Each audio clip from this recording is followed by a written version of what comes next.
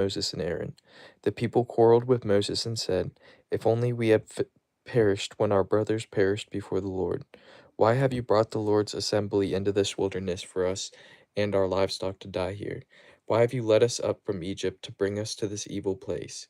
It's not a place of grain, figs, vines, or pomegranates, and there is no water to drink." Then Moses and Aaron went from the presence of the assembly to the doorway of the tent of meeting. They fell down with their faces to the ground, and the glory of the Lord appeared to them. The Lord spoke to Moses, "Take the staff and assemble the community. You and your brother Aaron are to speak to the rock while they watch, and it will yield its water. You will bring out water for them from the rock and provide drink for the community and their livestock." So Moses took the staff from the Lord's presence, just as he had commanded them. Moses and Aaron summoned the assembly in front of the rock, and Moses said to them, "Listen, you rebels, must we bring out water of this rock for you?" Then Moses raised his hand and struck the rock twice with the staff, so that a great amount of water gushed out, and the community and their livestock drank. But the Lord said to Moses and Aaron, "Because you did not trust me to show my holiness in the sight of the Israelites, you will not bring this assembly into the land I have given them. These are the waters of Meribah, where the Israelites quarreled with the Lord, and he showed his holiness to them." Moses sent messengers from Kadesh to the king of Edom. "This is what your brother Israel says. You know all the hardships that have overtaken us. Our fathers went down to Egypt, and we lived in Egypt many years, but the Egyptians treated us and our fathers badly. When we cried out to the Lord, he heard our voice, sent an angel, and brought us out of Egypt. Now look, we are in Kadesh, a city on the border of your territory. Please let us travel through your land. We won't travel through any field or vineyard, or drink any well water. We will travel the king's highway. We won't turn to the right or to the left until we have traveled through your territory." But Edom answered him, "You must not travel through our land, or we will come out and confront you with the sword. We will go on the main road." The Israelites replied to them, "And if we or our herds drink your water, we will pay its price. There will be no problem, only let us travel through on foot." Yet Edom insisted, "You must not travel through." And they came out to confront them with a large force of heavily armed people. Edom refused to allow Israel to travel through their territory, and Israel turned away from them. After they set out from Kadesh, the entire Israelite community came to Mount Hor. The Lord says the Lord said to Moses and Aaron at Mount Hor on the border of the land of Edom, "Aaron will be gathered to his people. He will not enter the land I have given the Israelites, because you both rebelled against my command at the waters of Meribah. Take Aaron and his son Eleazar and bring them up Mount Hor. Remove Aaron's garments and put them on his son Eleazar. Aaron will be gathered to his people and die there." So Moses did as the Lord commanded, and they climbed Mount Hor in the sight of the whole community. After Moses removed Aaron's garments and put them on his son Eleazar, Aaron died there on top of the mountain. Then Moses and Eleazar came down from the mountain. When the whole community saw that Aaron had passed away, the entire house of Israel mourned for him for 30 days. When the Canaanite king of Arad, who lived in Negev, heard that Israel was coming on the Atharim road, he fought against Israel and captured some prisoners. Then Israel made a vow to the Lord, "If you will deliver this people into our hands, we will completely destroy their cities." The Lord listened to Israel's request, and the Canaanites were defeated, and Israel completely destroyed them and their cities. So they named the place Hormah. Then they set out from Mount Or by way of the Red Sea to pass the land of Edom, but the people became impatient because of the journey. The people spoke against God and Moses. "Why have you led us up from Egypt to die in the wilderness? There is no bread or water, and we detest this wretched food." Then the Lord sent poisonous snakes among the people, and they bit them so that many Israelites died. The people then came to Moses and said, we have sinned by speaking against the Lord and against you. Intercede with the Lord so that he will take the snakes away from us." And Moses interceded for the people. Then the Lord said to Moses, "Make a snake image and mount it on a pole. When anyone who is bitten looks at it, he will recover. So Moses made a bronze snake and mounted it on a pole. Whenever someone was bitten and he looked at the bronze snake, he recovered. The Israelites set out and camped at Oboth. They set out from Oboth and camped at Liabarim in the wilderness that borders Moab on the east. From there they went and camped at Zered Valley. They set out from there and camped on the other side of the Arnon River in the wilderness that extends from the Amorite border, because the Arnon was the Moabite border between Moab and the Amorites. Therefore it was stated in the book of the Lord's wars, Wahab and Suphah in the ravines of Arnon, even the slopes of the ravines that extend to the site of Ar and lie along the border of Moab. From there they went to Beer, the well the Lord told Moses about. Gather the people so I may give them water. Then Israel sang this song. Spring up, well, sing to it. The princes dug the well. The nobles of the people hollowed it out with a scepter and with their staffs. They went from the wilderness of Matana, from Matana to Nahaliel, from Nahaliel to Bamoth, from Bamoth to the valley in the territory of Moab, near the Pisgah highlands that overlooked the wasteland. Israel sent messengers to say to Sihon, king of the Amorites, "Let us travel through your land. We won't go into the fields or vineyards. We won't drink any well water. We will travel the king's highway until we have traveled through your territory." But Sihon would not let Israel travel through his territory. Instead, he gathered his whole army and went out to confront Israel in the wilderness. When he came to Jahaz, he fought against Israel. Israel struck him with the sword and took possession of his land from the Arnon to the Jabbok, but only up to the Amorite border because it was fortified. Israel took all the cities and lived in all these Amorite cities, including Heshbon and all its villages. Heshbon was the city of Sihon, king of the Amorites, who had fought against the former king of Moab, and had taken control of all his land as far as the Arnon. Therefore the poets say, "Come to Heshbon, let it be rebuilt. Let the city of Sihon be restored. For fire came out of Heshbon, a flame from the city of Sihon. It consumed Ar of Moab, the lord of Arnon's heights. Woe to you, Moab! You people have been destroyed, people of Shamash." He gave up his sons as refugees and his daughters into captivity to Sihon the Amorite king. We threw them down. Heshbon has been destroyed as far as Dibon. We caused desolation as far as Nophah, which reaches as far as Medeba. So Israel lived in the Amorites' land. After Moses sent spies to Jazer, Israel captured its villages and drove out the Amorites who were there. Then they turned and went up the road to Bashan, and Og, king of Bashan, came out against them with his whole army to do battle at Edrei. But the Lord said to Moses, "Do not fear him, for I have handed him over to you along with his whole army and his land. Do to him as you did to Sihon, king of the Amorites, who lived in Heshbon." So they struck him, his sons, and his whole army until no one was left, and they took possession of his land.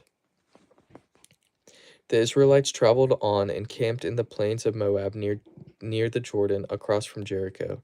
Now Balak, son of Zippor, saw all that Israel had done to the Amorites.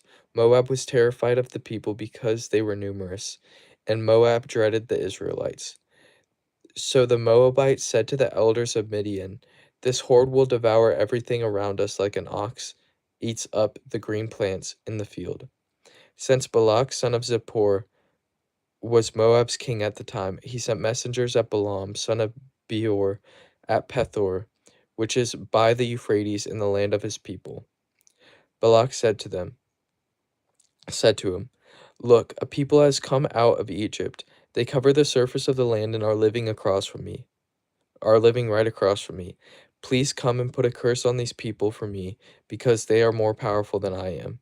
I may be able to defeat them and drive them out of the land, for I know that those you bless are blessed, and those who curse are cursed. The elders of Moab and Midian departed with fees for divination in hand. They came to Balaam and reported Balak's words to him. He said to them, "Spend the night here, and I will give you the answer the Lord tells me." So the officials of Moab stayed with Balaam. Then God came to Balaam and asked, "Who are these men with you?" Balaam replied to God, "Balak, son of Zippor, king of Moab, sent this message to me. Look, a people has come out of Egypt, and they cover the surface of the land. Now come and put a curse on them for me. I may be able to fight against them and drive them away." Then God said to Balaam, "You are not to go with them. You are not to curse this people, for they are blessed." So Balaam got up the next morning and said to Balak's official, "Go back to your land, because the Lord has refused to let me go with you." The officials of Moab arose, returned to Balak, and reported, "Balaam refused to come with us." Balak sent officials again, who were more numerous and higher in rank than the others. They came to Balaam and said to him, "This is what Balak, son of Zippor, says. Let nothing keep you from coming to me, for I will greatly honor you and do whatever you ask me. So please come and put a curse on these people for me." But Balaam responded to the servants of Balak, "If Balak were to give me his house full of silver and gold, I could not go against the command of the Lord my God to do anything small or great. Please stay here overnight as the others did, so that I may find out what else the Lord has to tell me." God came to Balaam at night and said to him, "Since these men have come to summon you, get up and go with them, but you must only do what I tell you." Then he got up in the morning. When he got up in the morning, Balaam saddled his donkey and went with the officials of Moab. But God was incensed that Balaam was going, and the angel of the Lord took his stand on the path to oppose him. Balaam was riding his donkey, and his two servants were with him. When the donkey saw the angel of the Lord standing on the path with a drawn sword in his hand, she turned off the path and went into the field. So Balaam hit her to return her to the path. Then the angel of the Lord stood in a narrow passage between the vineyards, with a stone wall on either side. The donkey saw the angel of the Lord and pressed herself against the wall, squeezing Balaam's foot against it. So he hit her once again. The angel of the Lord went ahead and stood in a narrow place where there was no room to turn to the right or the left. When the donkey saw the angel of the Lord, she crouched down under Balaam.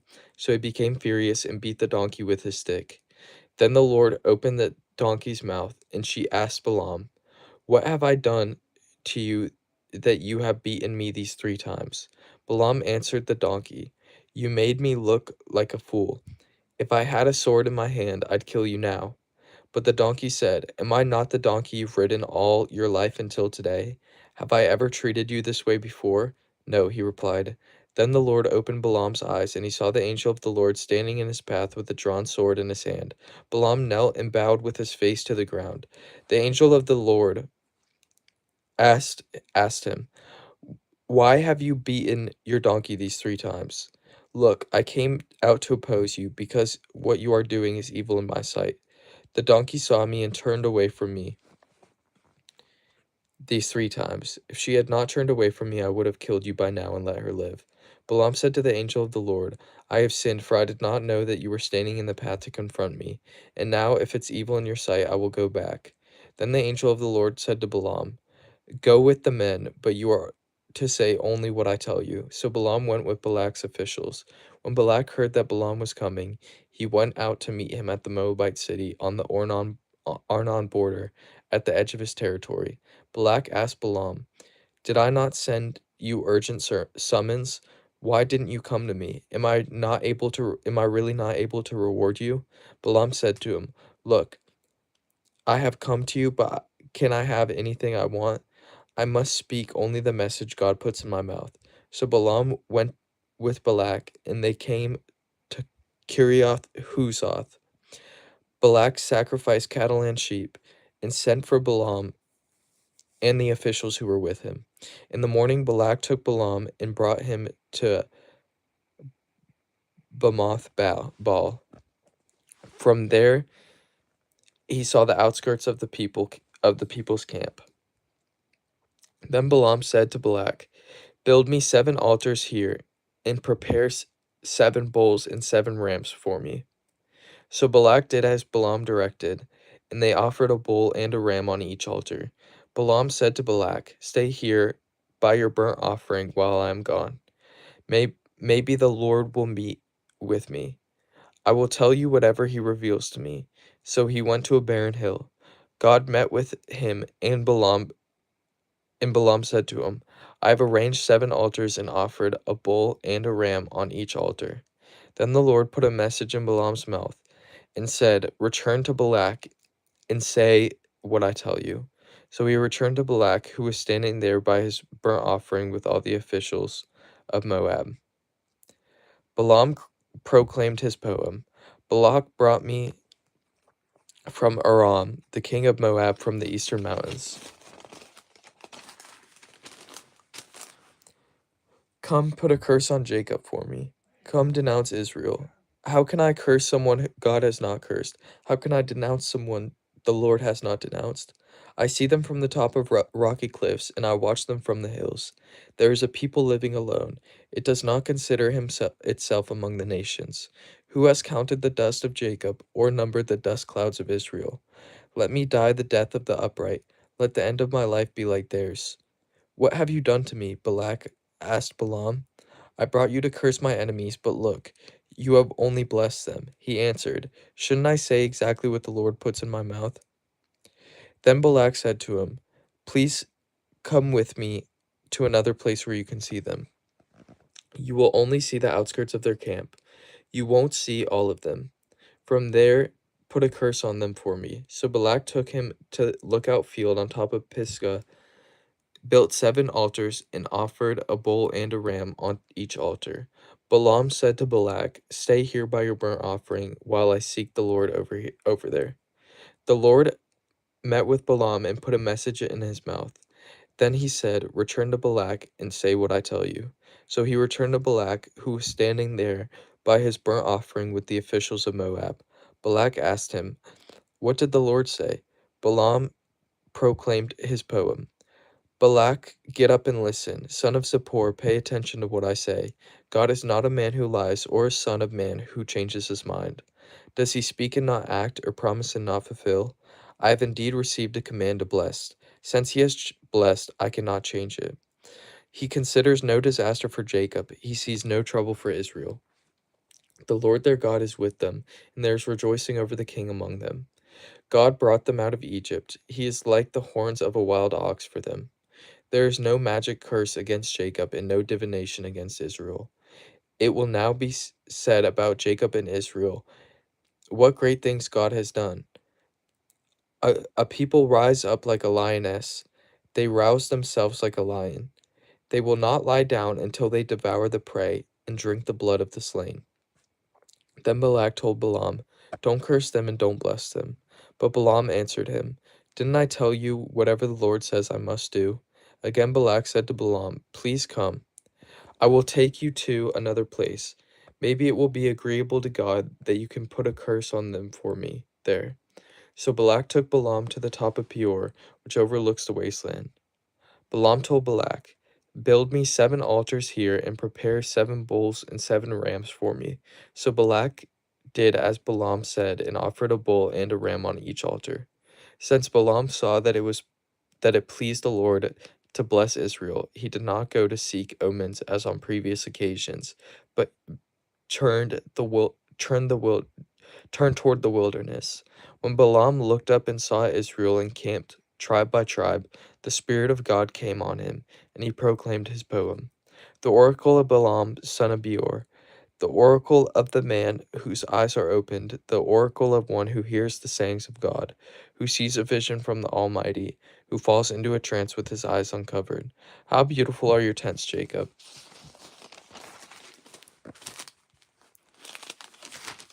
How beautiful your dwellings, Israel!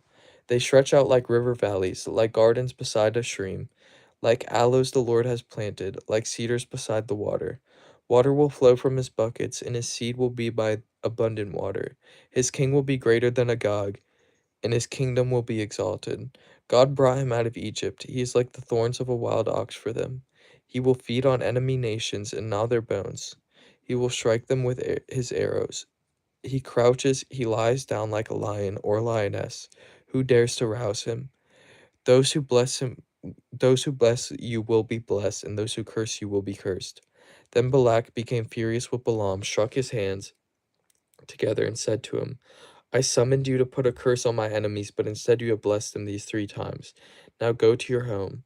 I said I would reward you richly, but look, the Lord has denied you a reward. Balaam answered Balak, Didn't I previously tell the messengers you sent me, if Balak were to give me his house full of silver and gold, I would not go against the Lord's command to do anything good or bad of my own will. I will say whatever the Lord says. Now I'm going back to my people, but first let me warn you what these people will do to your people in the future. Then he proclaimed his poem, The Oracle of Balaam, son of Beor, the oracle of the man whose eyes are opened, the oracle of one who hears the sayings of God and has knowledge from the Most High, who sees a vision from the Almighty, who falls into a trance with his eyes uncovered. I see him, but not now. I perceive him, but not near. A star will come from Jacob, and a scepter will arise from Israel. He will smash the forehead of Moab and strike down all the Shethites. Edom will become a possession. Seir will become a possession of its enemies, but Israel will be triumphant. One who comes from Jacob will rule. He will destroy the city's survivors. Then Balaam saw Amalek and proclaimed his poem. Amalek was first among the nations, but his future is destruction. Hi, Jennifer. Next he saw the Kenites and proclaimed his poem. Your dwelling place is enduring. Your nest is set in the cliffs. Cain will be destroyed when Ashur takes you captive. Once more he proclaimed his poem. Ah, who can live when God does this? Ships will come from the coast of Kittim, and they will afflict Ashur and Eber, but they too will come to destruction. Balaam then arose and went back to his homeland, and Balak also went his way.